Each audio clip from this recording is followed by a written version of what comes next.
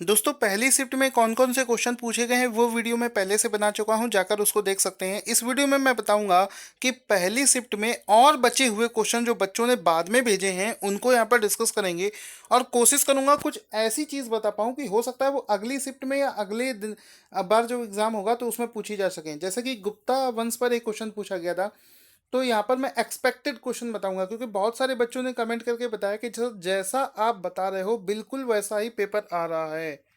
देखो आप लोगों को भी बता दें, देखिए कमेंट करके बताया कि सर आपने जो वीडियो बनाई थी मॉर्निंग में बिल्कुल ही वैसे क्वेश्चन आ रहे हैं। इसके साथ ही साथ में देखो एक और कमेंट मैं दिखा सकता हूँ जिसमें लिखा है आपका पूरा वीडियो देखता हूँ और आज मेरा पेपर था एएलपी का फर्स्ट शिफ्ट में, आपकी हेल्प से मेरे बहुत सारे क्वेश्चन सही हो गए, अटेम्प्ट कर पाया हूँ, थैंक यू सर। तो जो बता रहा हूँ उसको ध्यान से समझ। तो देखो शुरू करते हैं कौन कौन से क्वेश्चन बच गए थे यहाँ पर पहली शिफ्ट के। एक तो क्वेश्चन पूछा गया कि C6H12 का नाम क्या होता है। तो देखो C6H12 का नाम होता है साइक्लोहेक्सेन या इसको हेक्सेन भी बोल सकते हैं। तो इसमें देखो एक कार्बन पर दो हाइड्रोजन लगे होते हैं, इस तरीके से इसका स्ट्रक्चर होता है। तो इसका मतलब क्या हुआ ये समझा करो। इसका मतलब ये हुआ कि जो केमिकल नेम होता है, जितने भी ये एल्कीन ग्रुप होते हैं सी और एच से मिलकर बने होते हैं, इन सब के नाम एक बार जरूर देख लेना। हो सकेगा तो अगर मुझे पीडीएफ मिलेगा तो मैं टेलीग्राम चैनल पर डाल दूंगा शाम तक। ठीक है, तो ये आपको कर लेना क्योंकि बराबर इस टाइप के क्वेश्चन पूछे जा रहे हैं, तो एक बार जरूर देख लेना। एक मैथ का क्वेश्चन पूछा गया है कि x square -6x + k = 0। Question समझना बिल्कुल आसान है। x² -6x + k = 0। अब कह रहा है कि अगर x की वैल्यू 2 है तो k की वैल्यू बताओ। तो 2 यहाँ पर रखोगे तो 2 का स्क्वायर -6 × 2 + k = 0 हो जाएगा। और ये देखो 4 - 12 + k = 0। तो के की वैल्यू कितनी हो जाएगी, 8 आ जाएगी वैल्यू। ठीक है, बहुत आसान क्वेश्चन है। एक क्वेश्चन मैथ का पूछा गया है कि 19 × 23 = 437 है।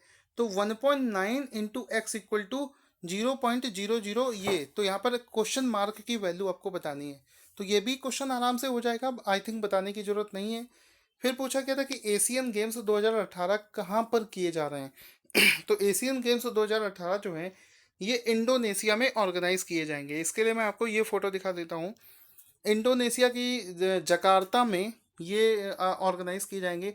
और पहली बार ऐसा हो रहा है कि इंडोनेशिया में किन्हीं दो शहरों में इसको ऑर्गेनाइज किया जाएगा, एक तो जकार्ता में, एक दूसरा है पालेमबैंग में।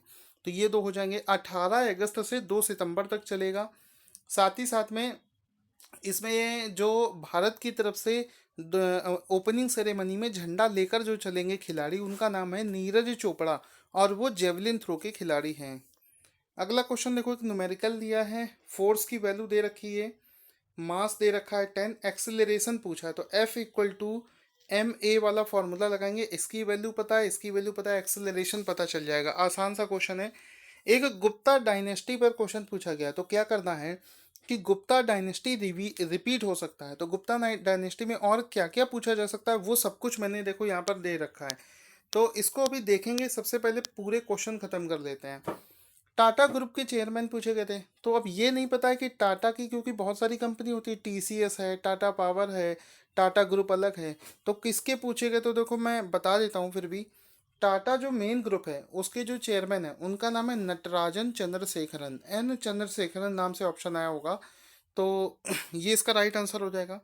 दूसरा, अगर टीसीएस टाटा कंसल्टेंसी सर्विसेज उसके सीईओ पूछे हों तो राजेश गोपीनाथन उसके सीईओ हो जाएंगे। तो आप देख लीजिएगा कौन सा पूछा गया है।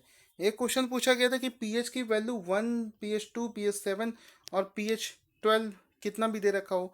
कह रहा है कि इनमें से सबसे ज़्यादा एसिडिक कौन होगा। तो आपको पीएच स्केल अगर पता हो तो जितना पीएच की वैल्यू कम होगी, इस तरफ देखो बढ़ता जाएगा पीएच का वैल्यू, इस तरफ पीएच का वैल्यू कम होता जाएगा। यहाँ 7 होता है, यहाँ 0 होता है, यहाँ 14 होता है। तो पीएच की वैल्यू जितनी कम होगी उतना एसिडिक आपका सॉल्यूशन होगा। तो यहाँ पर देखो पीएच 1 की बात करी जाए तो सबसे ज़्यादा एसिडिक वही होगा। तो ये तो थे क्वेश्चन। अब देख लेते हैं जो गुप्ता डायनेस्टी वाले क्वेश्चन पूछे गए हैं। तो एक बार गुप्ता डायनेस्टी को रिवाइज कर लेते हैं। देखो क्वेश्चन है कि गुप्त गुप्त वंश का संस्थापक कौन था। तो श्री गुप्त जो थे वो गुप्त वंश के संस्थापक थे। गुप्त काल के दौरान महान खगोल विज्ञानी और गणितज्ञ कौन था। तो उस समय के एक महान खगोल विज्ञानी और गणितज्ञ का नाम था आर्यभट्ट। इसके अलावा बता दूं, अगर आप रेलवे की मैथ पढ़ना चाहते हो तो मैंने अनअकैडमी पर रेलवे का मैथ बना रखा है, उसको जाकर देख लो, बिल्कुल वैसे ही क्वेश्चन पूछे जा रहे हैं। इस वीडियो के डिस्क्रिप्शन में आपको अनअकैडमी प्रोफाइल का लिंक मिल जाएगा, जिस पर क्लिक करके आप वो वीडियोस देख सकते हो। अगला प्रश्न है, गुप्ता शासकों की सरकारी या दरबारी भाषा कौन थी? तो गुप्त शासकों की जो सरकारी भाषा थी वो थी संस्कृत। भारत का नेपोलियन किसे कहा जाता है? समुद्रगुप्त को भारत का नेपोलियन कहा जाता है। गुप्त वंश का वह शासक जिसने हूणों के भारत पे आक्रमण करने से रोका था, तो उसका नाम हो जाएगा स्कंदगुप्त। गुप्त राजवंश किस लिए प्रसिद्ध था? ये कला और स्थापत्य के लिए प्रसिद्ध था। अजंता कलाकृतियों का संबंध किस काल से है? तो ये गुप्त काल से संबंध है। अजंता चित्रकारी कौन से धर्म से संबंधित है? तो अजंता में जो चित्रकारी है वो बौद्ध धर्म से संबंधित है। कवि कालिदास किसके राजकवि थे? तो ये थे चंद्रगुप्त द्वितीय विक्रमादित्य के राजकवि थे। इसके बाद में है, उत्तर गुप्त काल में प्रसिद्ध विश्वविद्यालय कौन था? तो नालंदा उस समय का प्रसिद्ध विश्वविद्यालय था। फहायान किसके शासन काल में भारत आया था?